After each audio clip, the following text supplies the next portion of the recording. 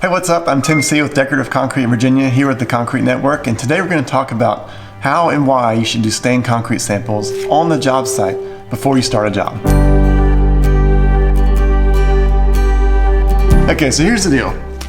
A long time ago, we tried to stain a basement brown, and it turned out green. Like that's no joke. It turned green, like John Deere green. It's crazy.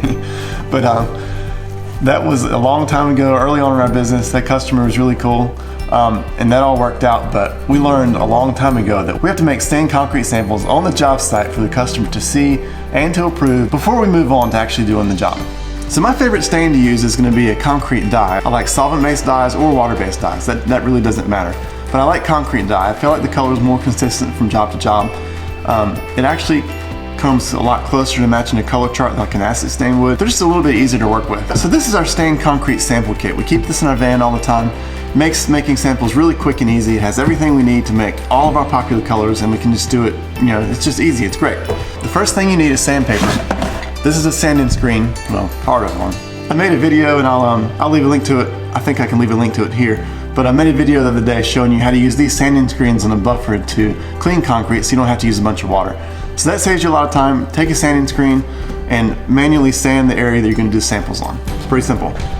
Then once that area is sanded, vacuum the dust away, brush the dust away, whatever, get it clean, and then you're ready to apply your stain. So what you do is you take your painter's tape, you tape off the squares that you want the samples to be. We like to be neat. I mean, you could just spray a bunch of circles of color. That's fine if you want to do it that way, but I like to use tape. I like for it to look neat. I think the customers like it too. So anyways, tape your squares and you're ready to apply the stain. So we carry around in our kit all of the dyes we use periodically. So it's like 10 colors here. This is almost our entire catalog in this one little box, and we keep it with us all the time. We like to use these pre-valve sprayers to spray our samples. It's a lot easier than like loading and unloading a bunch of little hand sprayers or pump sprayers.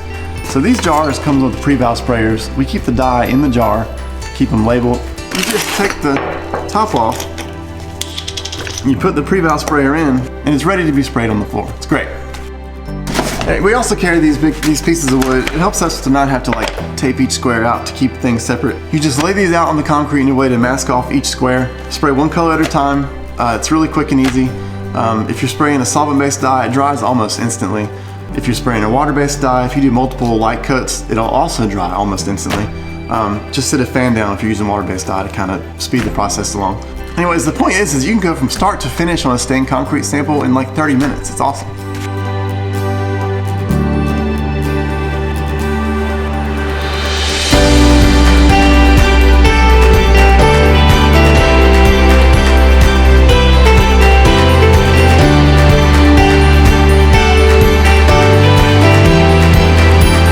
Thanks for watching. If you enjoyed this video, please hit the like button down below. If you want to see more videos like this in the future, definitely hit the subscribe button.